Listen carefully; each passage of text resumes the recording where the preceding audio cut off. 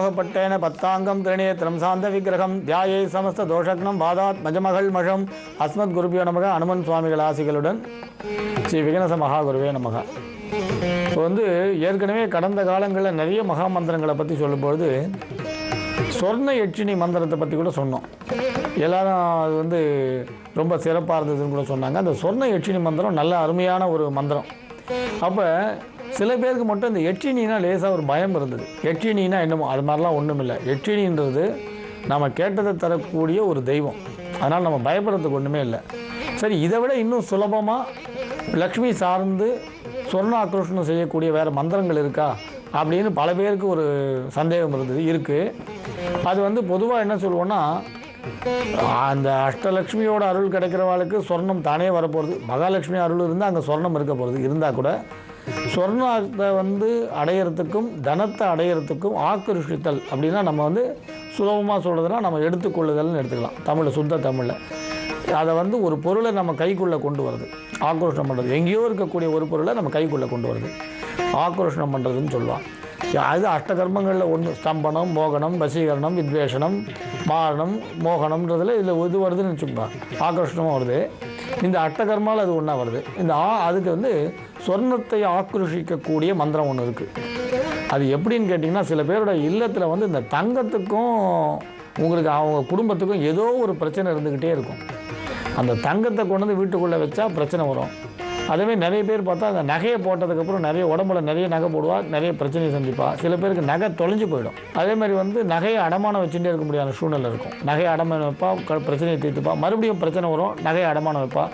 இந்த மாதிரி நகை கடனுக்காக வெளியில் போகிறதும் உள்ளே வரதும் இருக்கும்.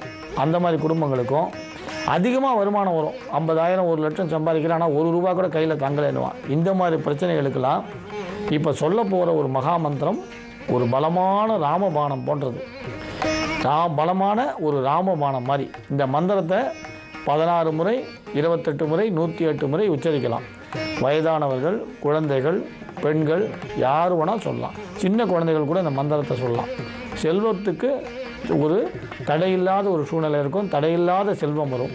குறிப்பாக சொர்ணம் விருத்தி அடையும்.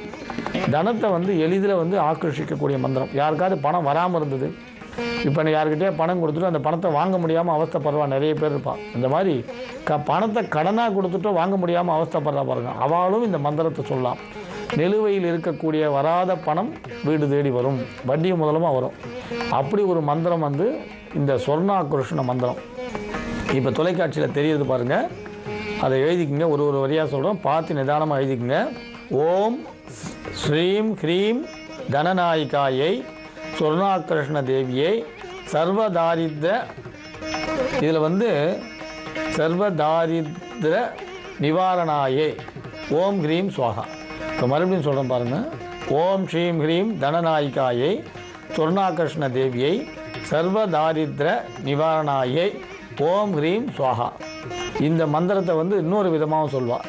சர்வதாரித்ரிய அப்படின்னு சொல்லுவாள், சர்வதாரித்ர அப்படின்னு சொல்லுவாள். 2 விதமாகவும் உச்சரிப்பாள். இது ஓம் ஹ்ரீம் ஸ்வாகா. இந்த ஓம் ஹ்ரீம் ஸ்வாகா மறுபடியும் சொல்கிறேன், தொலைக்காட்சியில் இருக்குது, வேகமாக சொல்கிறேன், அப்படியே பாருங்கள், உச்சரிப்பு புரியும். ஓம் ஸ்ரீம் ஹ்ரீம் தனநாயிகாயை சொர்ணாக்ரோஷன தேவியை சர்வதாரித்ர நிவாரணாயை ஓம் ஹ்ரீம் ஸ்வாகா.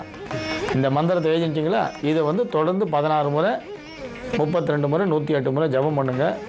மகாலட்சுமி படத்தை வச்சு வழிபாடு பண்ணலாம். கட்டாயம் சுவாமி மகாலட்சுமியோட அருள் கிடைக்கும். செல்வம் நீங்காத செல்வம் நிறைந்து அப்படி என்றபடி நீங்காத செல்வம் அந்த இல்லத்தில் நிறைந்து இருக்கும். அது இன்னொரு விஷயம் என்னென்னா, இந்த மந்திரத்தை சொல்லும் பொழுது சாதாரணமாக சொன்னால் போகிறோம். கடுமையான விதிமுறைகள் எதுவும் கிடையாது. விசேஷம் பால் நைவேத்தியம் பண்ணுறது விசேஷம். காலையில் குளிச்சுட்டு அந்த மந்திரத்தை சொல்லிட்டோம். நீங்கள் ஆற்றுல காப்பி போட வச்சுருக்கீங்க இல்லையா, அந்த காப்பி போட வச்சுருக்க பால் எடுத்து கொஞ்சம் நைவேத்தியம் பண்ணிவிடலாம். காலங்காலத்தால் குளித்து இந்த காப்பி போடுறதுக்கு முன்னே இந்த பால் எடுத்து நைவேத்தியம் பண்ணால் கூட போகிறோம். அவ்வளோ லகுவானது. இதுக்காக நீங்கள் விசேஷமாக வெளியில் போய் எதுவும் வாங்கிட்டு வரணுன்ற அவசியம் கூட கிடையாது. கல்கண்டு வாங்கணும், பாதாம் பருப்பு, முந்திரி, திராட்சை வாங்கணும், இல்லை தேங்காய் வெத்தலை பழம் வாங்கணும், அப்படி கூட இல்லை. சாதாரணமாக ஒரு டம்ளர் பால் நைவேத்தியம் பண்ணி இந்த ஸ்லோகத்தை சொன்னீங்கனாலும் நீங்காத செல்வம் இருக்கும்னு சொல்லலாம்.